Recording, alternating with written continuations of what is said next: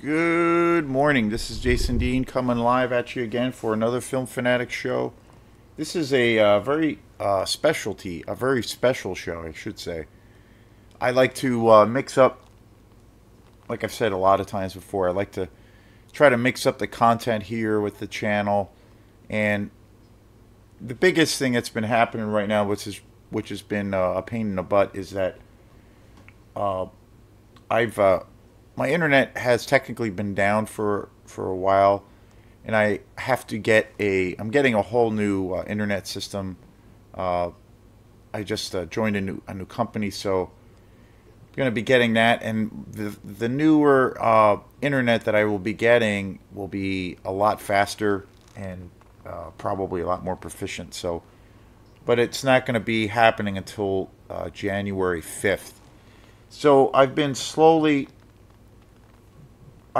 recording videos.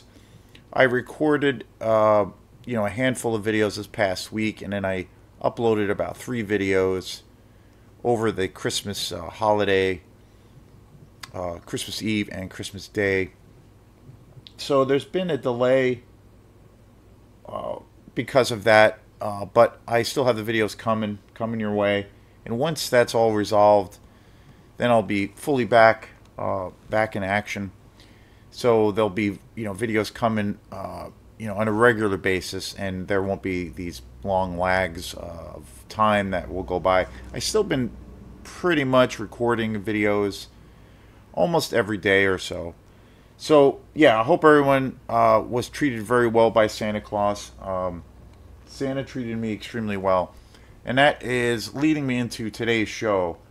So I got a really sweet gift from Santa Claus this year. I got this really cool stereo system. It's almost like a boombox slash stereo system, and it's one of those combo stereos. It's got Bluetooth capability, it's got CD capability, and it's also got cassette capability. And it's pretty awesome. I just set it up yesterday. I got it from Santa Claus on, of course, Christmas Day, and I set it up yesterday, and super duper excited. It's it's actually a boombox. You can connect the speakers to the main body or the main head, but then you can also detach them and separate the speakers and have it act as a home stereo. It's pretty sweet. And the thing that's the coolest thing about it is that it's a really good tape deck. And I was just blown away that you can find that this kind of thing was even available, that you can get Bluetooth and then you could get cassette, which blows me away, and CD, all in one stereo. And especially too because this system that I just got is brand new. It's not used or anything. So I know you can track down used cassette players and things like that, like through Goodwill or what have you. But as far as buying new systems that have that, is to me is crazy, and I think it's pretty awesome. So the thing that I love the most about this new system is the cassette capability, is because I have a shit ton of cassettes. I bought, when I was a kid in high school and I got into music, that's all I did was buy cassettes. And then years later I started getting CDs, and I still, now when I buy music, it's always CDs. Occasionally I'll buy a cassette, but my cassette player and my stereo that I've had for years and years shit the bed, so I had no way of playing cassettes. But this is a really nice cassette player. So I've been going through my cassettes and playing some old cassettes that I haven't listened to in years. And it's hilarious and amazing and super fun. So today's show is about that. Again, my favorite form of extreme metal or extreme music, and I've done 2 shows on this subject, is black metal. Black metal for me is, when it comes to like extreme music, like heavy extreme metal music, to me it's my favorite. I love I'm a huge death metal fan, of course. I love death metal, Morbid Angel being my favorite death metal band. I just recently saw Cannibal Corpse and Mayhem a few months ago. I'm a huge death metal fan. Before I got into death metal, I was into thrash metal. Bands like Exodus and, of course, early Metallica. Metallica, that got me into, like, Rain and Blood from Slayer. That was my first, like, extreme metal album. When I had heard Rain and Blood for the first time, that was a big game changer. That really opened up the door for me and got me really into extreme music. And that album got me into death metal. Death metal came out a few years after that, of course. Probably about 6 or 7 years after that album. But that was and music got more and more extreme, has gotten more extreme since then. But that was the gateway. That was where it changed. And then from there, I got into black metal because when I first heard it, it was something different about it. There was something really different about it. And it was really, for me, it was about the atmosphere that the music created. It wasn't, in some ways, the music wasn't, say, quite as aggressive as some of the death metal music and bands that I was into. Bands like Autopsy, Obituary, Cannibal Corpse, of course, Morbid Angel, things of that nature. It wasn't there are bands in the black metal scene that do have that very heavy dose of aggression. But with the black metal thing, it was different because it had this, I don't know, trance-like ability for me. It had this very atmospheric and an extremely, like, cinematic quality for me, which brings me back to the movie thing. It put me in this state of mind of where I was kind of almost, I felt like I was watching an old horror film. When I listened, even now, if I listen to, a really good black metal band, it will make me think in terms of almost watching a movie. If I listen to an old school black metal album, a lot of the times that I love, it will put me in this state of mind of, like, where I'm, like, watching an old school, like, Hammer horror film or some, like, low down, dirty, horror exploitation movie. Just the rawness of it and the nastiness of it, and mainly the atmosphere. And the other aspect of it is that the music has a very epic feel for me. It has this thing of where it puts me in this almost Tolkien state of mind, of where I start picturing characters or landscapes that you would see and read about in The Lord of the Rings, fantasy-driven novels, epic battles, castles, vast images of woods. It definitely puts me in the mode of extreme darkness, but with the nature that also involves.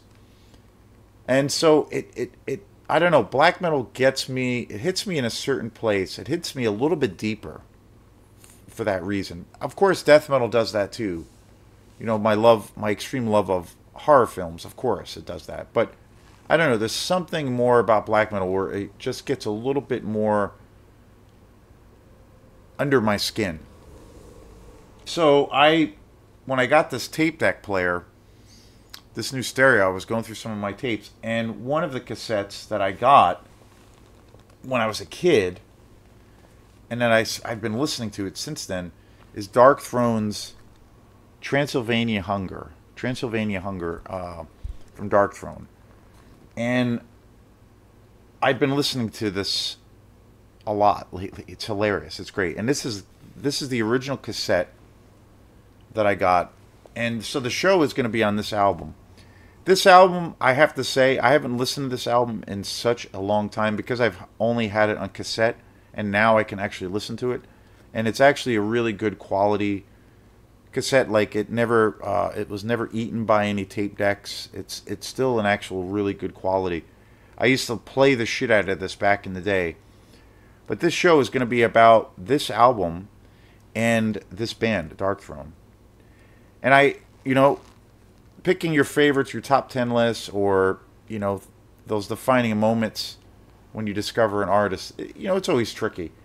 But I think, you know, overall, pound for pound, in the big picture, the big scope of things, this album, Dark Throne's Transylvanian Hunger, is probably pound for pound the greatest black metal album ever recorded. So I'm going to talk about this album, and I'm going to talk about, of course, I'm going to start off talking more and going into the history of Dark Throne. Dark Throne is, you know, probably the most like prolific band in the entire Norwegian scene, and also just in general the black metal scene. It's insane how many records they actually just put out. An album last year, actually this year. They were formed in 1990. Transylvania Hunger came out in 94. So this was their fourth album.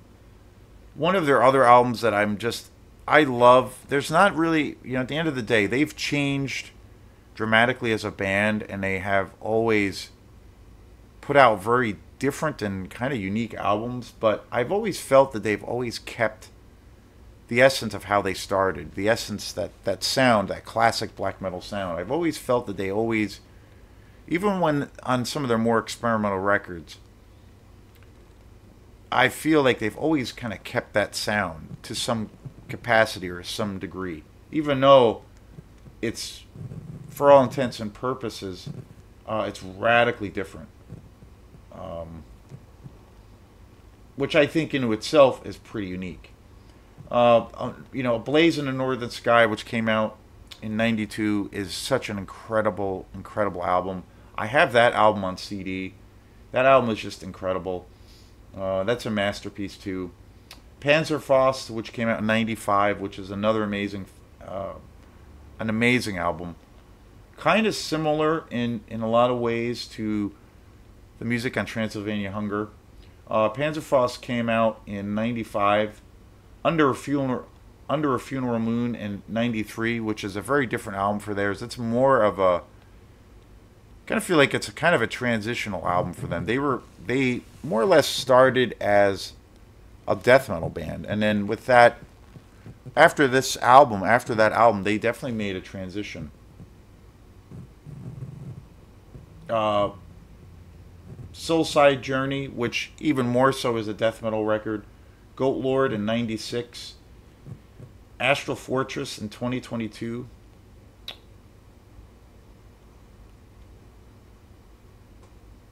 Total Death in 96. Eternal Hails in 21. Old Star in 2019. A radically different album. FOAD in 2007. Arctic Thunder in 2016. Circle of the Wagons in 2010. The Cult is Alive in 2006. Sardonic Wrath in 2004. Ravishing Grimes in 1999. The Underground in 2013. Hate Them in 2003. Plague Wielder in 2001. I mean, it's crazy.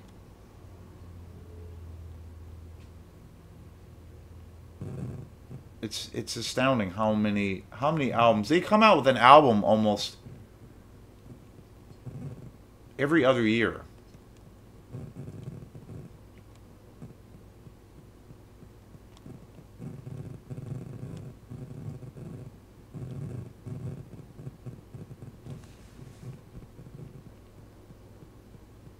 And of course, Fenris and Nocturnal Cult are the founding members of Dark Throne, and they have remained, the two of those guys have remained the creative force behind all of these amazing albums.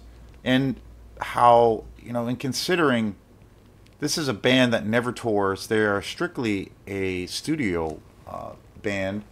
All of their records have come out on Peaceville. They have an amazing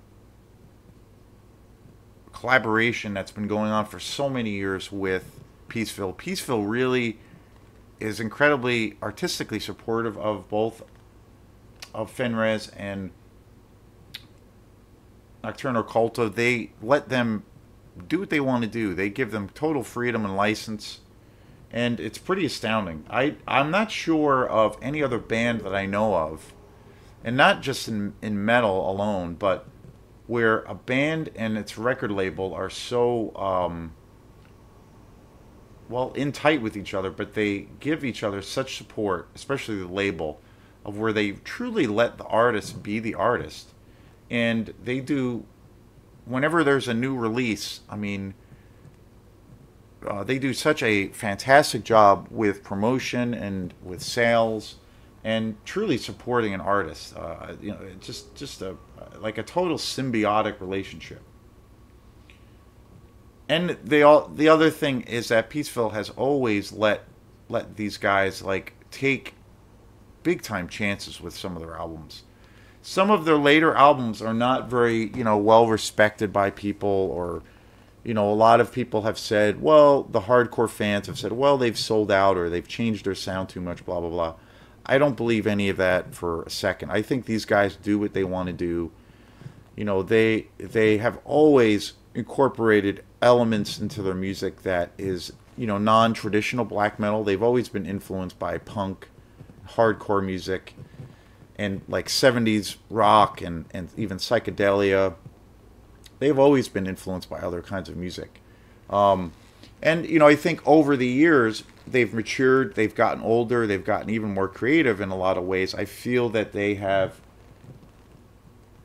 felt, they've arrived, because of their experience, and they've been doing it for so long, they've arrived at a place of where they're not afraid to let their other, say, non-black metal influences shine and bring them to the table.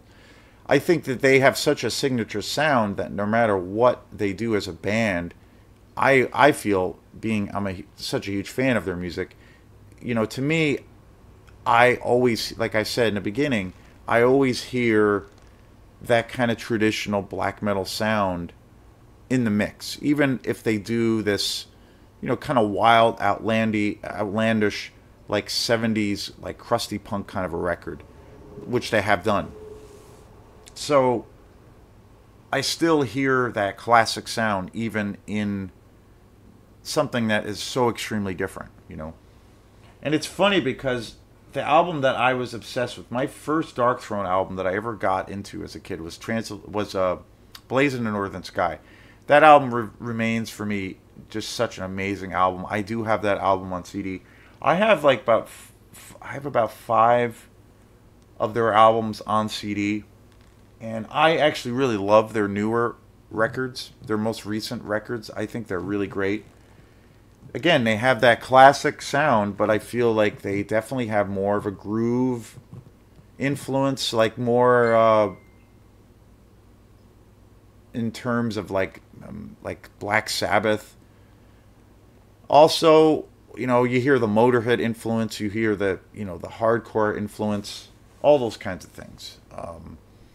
And I definitely think they have a psychedelic influence in their music. Also, kind of from the 70s or 60s, which I'm a huge fan of. But Blazing Over the Sky was my first album of Dark Throne when I was a kid. I got it on cassette, and then I bought it fairly recently, last few years, a newer remastered version of that album on CD, and it's amazing. Dark Throne has done a lot of reissues, which has been really cool. They have been putting out a lot of reissues of some of their classic albums. And the other thing that's been cool, where they release the albums with bonus tracks, but then there's also audio discs of where they both talk, especially Fenriz will talk extensively about the process of how they recorded the albums. And if you're a fan, it's super interesting. And, very, very cool. Like, just really insightful. Fenriz is very notorious. I mean, he's an amazing persona, but he's very hardcore about recording technology. They're wicked old school. They record pretty much everything, more or less like on tape. They definitely have a very traditional stance. He's been very outspoken about the sound of a lot of newer metal albums, on how in the age of Pro Tools and things of that nature, where a lot of bands use compression, say on the drums or the bass, where it does take the music in a different direction, and it does take it out of the context of what it originally sounded like. And he's always been incredibly critical of that, and that he wants that natural sound. He wants a guitar to sound like a guitar. He wants a drum set to have that natural resonance. And and he's been very outspoken about that, about the age of where everything is to a degree enhanced so much in the studio in regards to how people listen to music, whether it's on through earbuds or their phones, and all these kinds of things. Because I think at the end of the day, I agree with him 100% on his take on where technology is and how most records are recorded now. And I totally agree with all of his criticisms. I really feel that, and there's been a swing. Things go back and forth like a pendulum. And there has been this thing of where I feel a lot of bands and artists are recording, going back to those classic decades, the 80s or 70s or 60s, and recording things more organically, more naturalistic, if you will.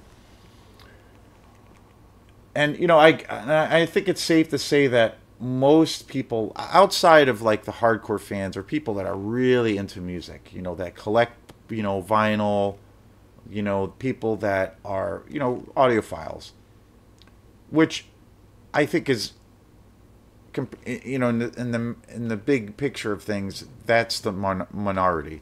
I think most people, I think it's safe to say, I think most people don't really care about sound quality. I don't think, in the age of streaming, for me, that's a no-brainer of an argument. It's not even an argument really for me, that in the age of streaming, people don't really care about the visual or the audio magic of a movie. And then also with music, the same thing. I think it's really about getting that product, even though they are fans or they will seek out an artist. It's really, I feel like the convenience and the ability to just play that music or that movie or that TV show on a plethora of devices is more of a demand, and the convenience of that is more of a demand than as opposed to the actual quality of something. And most people, I don't think, really care about that. They want it cheap, they want it quick, they want to be able to access it anywhere and at any time. They don't care about anything else in regards to the ratio of where they're, on the screen, the size of the screen or the TV of what they're watching the film or TV show on. They don't care about the audio presence, the sound. It's just about that immediate, kind of this fast food mentality. And I on one hand, I don't blame them, but then I'm also, for me, I definitely draw a line in the sand with that. And I feel like Fenris has been a very big component of taking that stance in regards to how we record music and how we listen to music. So I was obsessed with Dark Throne, especially the amazing album, The Blaze in the Northern Sky. I still think that's just such a masterpiece. And I've gotten a bunch of their albums since then, and I've always loved them, but I always go back to that album. And I remember I had a really funny experience when I was a kid. When Transylvania Hunger came out, I had this weird reaction to it.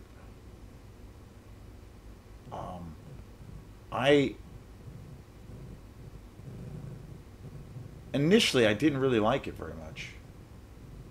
It came out in '94, and it's, when you think of, say, A Blaze in the Northern Sky compared to Transylvania Hunger, there's definitely some similarities, but they are radically different, radically different. And my thing, or my complaint of Transylvania Hunger when I first got it was I felt like it was, I don't know, a little bit. It didn't groove as much. Blaze in Northern Sky is I feel like that album's almost a funk album. I mean, it grooves so hard. There's so many great grooves, as along with the that really amazing classic black metal riffing style. Just epic guitar riffs, and fast and furious and very aggressive, but very atmospheric. But there's grooves. There's these passages in the music that are just so heavy and groove based that it's funky to me. But with Transylvania Hunger, I always thought when I first heard the album, I thought it was too one dimensional because most of the music is even more stripped down. It's more pared down, and it's more. The tunes are all really fast. There's lots of blast beats, and it's just all out kind of aggression in a lot of ways. There weren't those like halftime grooves in it, and that was like one of my biggest things about the album. But then years went by, and I would listen to Transylvania Hunger, and I was just like, probably at the end of the day, more emotionally moved by Transylvania Hunger more than any other album of theirs. And and listening to this album now, again, I just feel like this album, I think at the end of the day, I mean, and there are so many great black metal bands out there. There's some incredible newer black metal bands I really, really love, like Winterfilleth or Inquisition. Amazing bands. Winterfilleth is probably my favorite black metal band right now, and they are more of a modern band. But I'm also into the classic old stuff. Beharit, Burzum, of course, early Mayhem. So many great bands. Blasphemy, Pro Fanatic I even love a lot.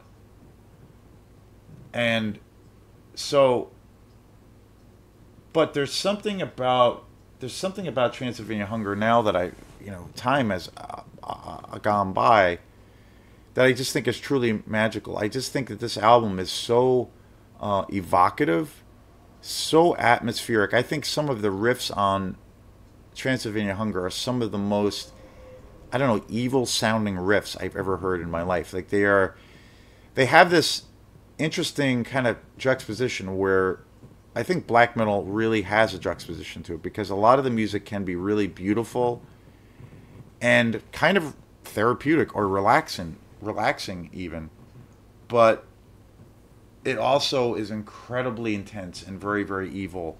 And the riffs on Transylvania Hunger, I think, are just kind of like out of this world. They're kind of transcendental.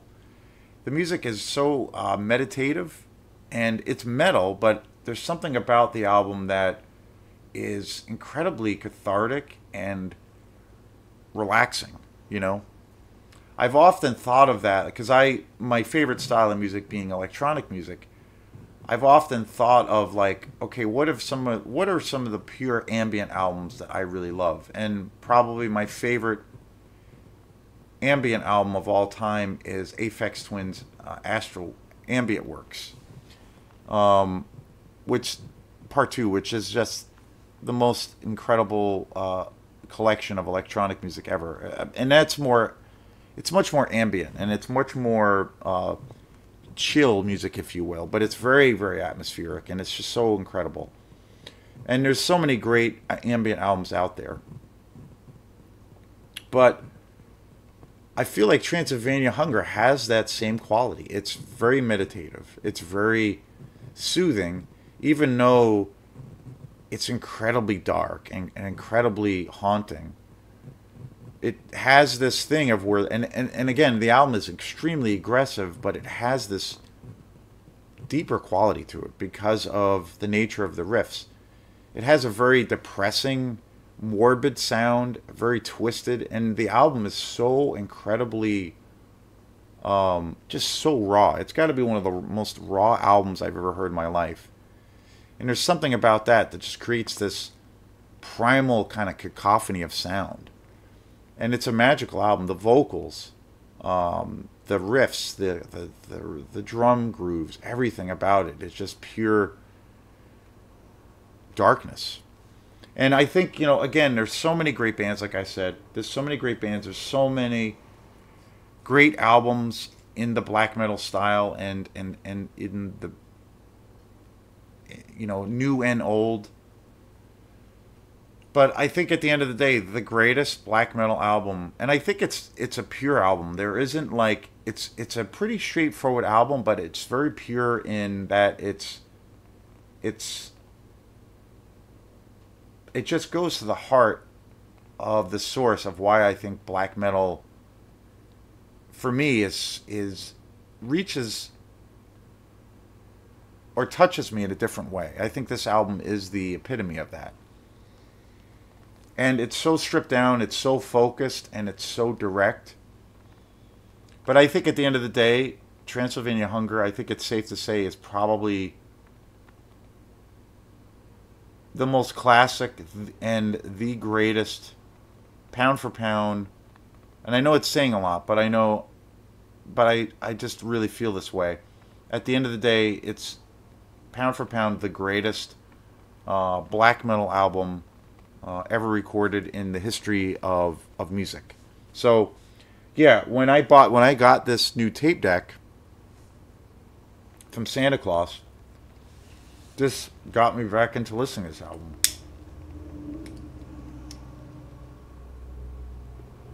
And it's been a wonderful experience. So, and I just saw that they re-released, Darkthrone just re-released this album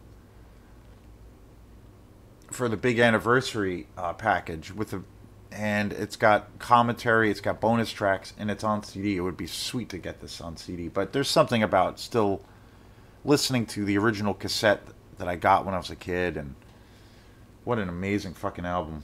Amazing album. It's such a dark,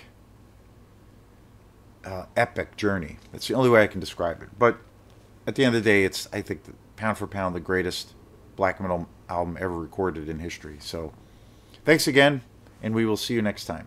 Peace.